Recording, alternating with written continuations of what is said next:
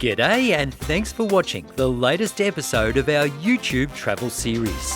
Glittering like a jewel on the southern coast of Queensland, the Gold Coast has long reigned as one of Australia's top travel destinations. I'm Adam Ford and this video is packed with tips for great things to do on the Goldie. Now, you're probably all over the region's theme parks, so we'll put them aside and focus on 10 experiences you might not be aware of. We'll get in touch with our inner grommet at Surf World in Currumbin. Soak up the stunning views of surfers from SkyPoint at Q1. Sample some local libations at Granddad Jack's Craft Distillery. Cruise the canals of the Gold Coast at sunset. Conquer the heady heights of the Treetop Walk at O'Reilly's Rainforest Retreat. But before we shake a tail feather, take a moment to subscribe to our YouTube channel for more amazing travel ideas. Hello world, wake me up to another good morning, time to go. Alrighty, well, good morning and welcome to the amazing Gold Coast. Gosh, looking absolutely stunning, I've got to say. 57 kilometres of golden beaches for holiday makers to enjoy. Of course, the most famous being Surfers Paradise. We'll check that out a little bit later. But it seems only fitting to kick things off by delving into the region's surfing culture. And to do that, we're going to head down to Currumbin and check out one of the country's most significant collections of surfing memorabilia. Let's go.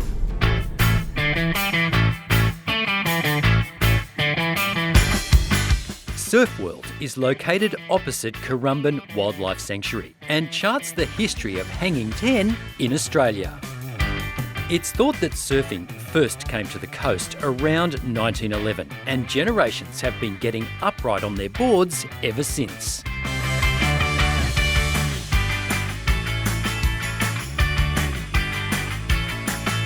Surf World has a huge collection, much of it on loan from passionate collectors. Entry is moderately priced and the volunteer staff are full of knowledge about the local surfing scene.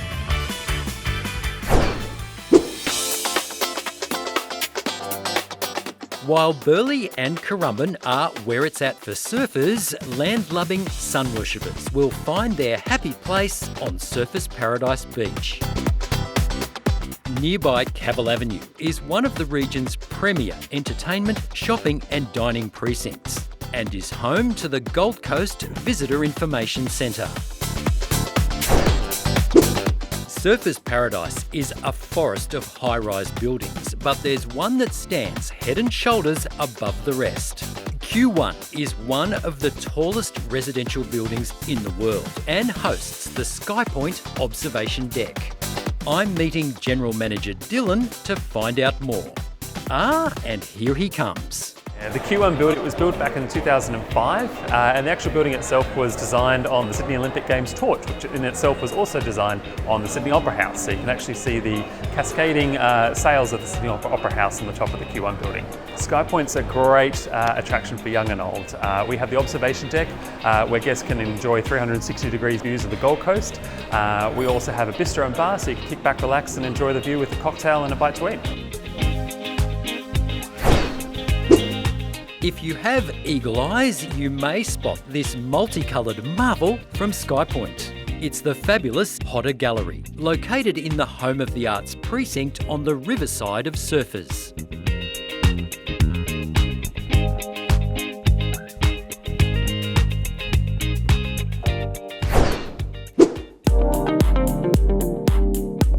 Now, every great holiday starts with a great hotel. And thanks to our good friends at TFE Hotels, we're staying at the resort-style Vibe Hotel Gold Coast, situated in the heart of Surfers Paradise. The pool deck is superb and Driftwood Social Cocktail Bar offers plenty of seating and dining options. The guest rooms are super comfortable and offer all the amenities you would expect from a hotel of this standard. And whatever room type you choose, you're guaranteed of an awesome view.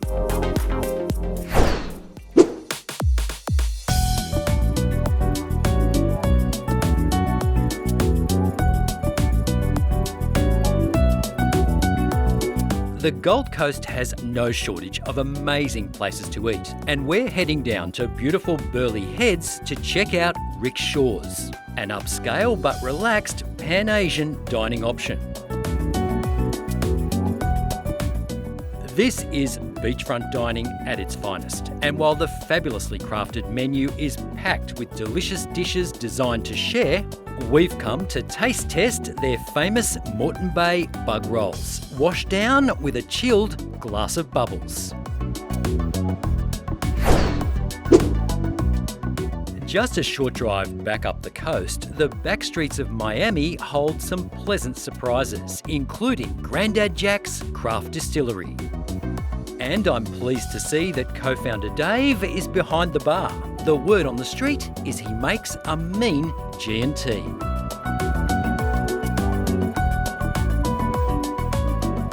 Welcome to Granddad Jack's. I'm Dave. I'm the grandson of Granddad Jack, and we were the first craft distillery here on the Gold Coast. The first distillery making whiskey, rum, vodka, coffee liqueur and gin. We built this distillery to tell my grandfather's life story, and that was really the plan. He loved a whiskey, so we really wanted to create something he would enjoy and somewhere we could bring the neighbourhood together. We're in Miami, so we're south of Surfers Paradise, the absolute best part of the Gold Coast.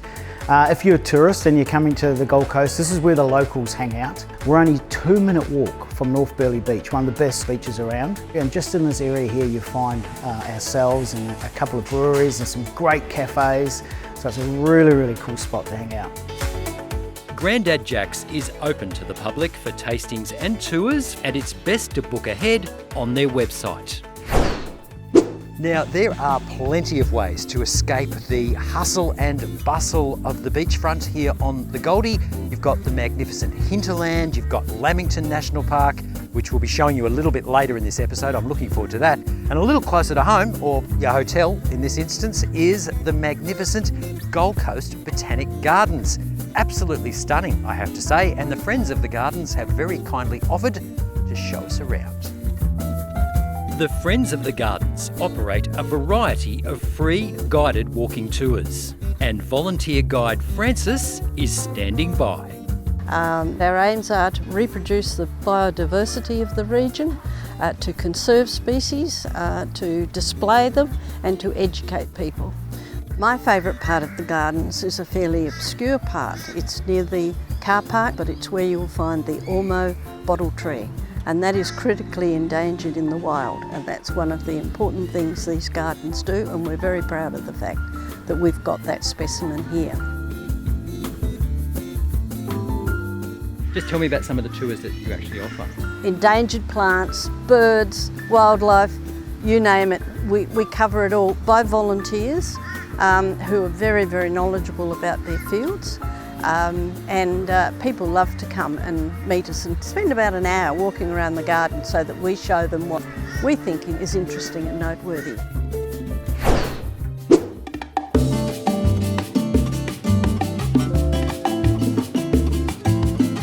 Fun fact, the Gold Coast has over 400 kilometres of canals lined with multi-million-dollar homes. And a canal cruise is a great way to get a sneak peek into their backyards.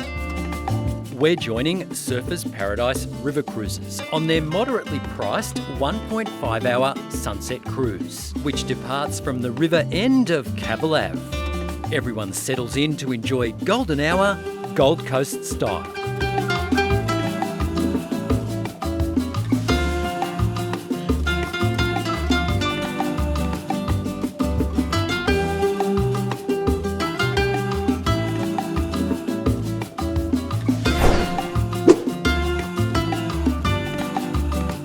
It's a tradition here at Top Oz Tours to include at least one day trip in our videos, and in the Goldie's case, we couldn't resist a visit to O'Reilly's Rainforest Retreat in lush Lamington National Park. The O'Reilly family began hosting visitors in the rainforest in 1915, and today the retreat has a range of amenities for both in-house guests and day trippers like me. Alrighty, well, welcome to O'Reilly's and Lamington National Park. Now, The drive from the Gold Coast took a bit longer than I expected actually. It was just under 2 hours. Very windy, but well worth it just to immerse yourself in this incredible natural wonderland. Really, really stunning. There's some great walks that you can do here. All I can hear is bird song. It's so tranquil, really lovely.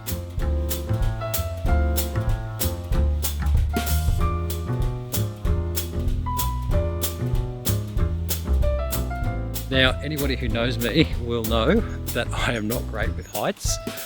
Somehow, walking through the forest, I've found myself on the Treetop Walk about, I don't know, 30 feet above the ground.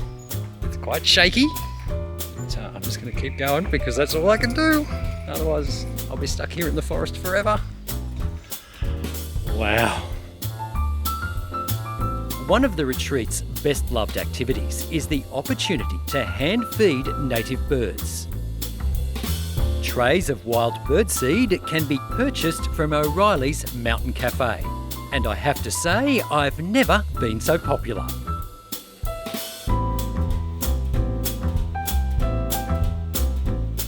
The cafe offers stunning views of the national park and wider scenic rim region, and serves casual meals and scones with jam and cream. A parrot just took half my scone.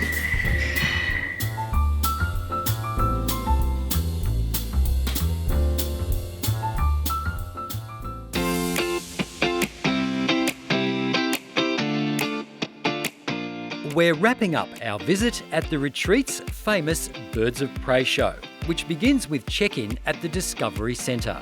The show runs for just under an hour and will introduce you to several magnificent birds of prey. We learn about the hunting methods of barn and barking owls and meet a seemingly supersonic brown falcon.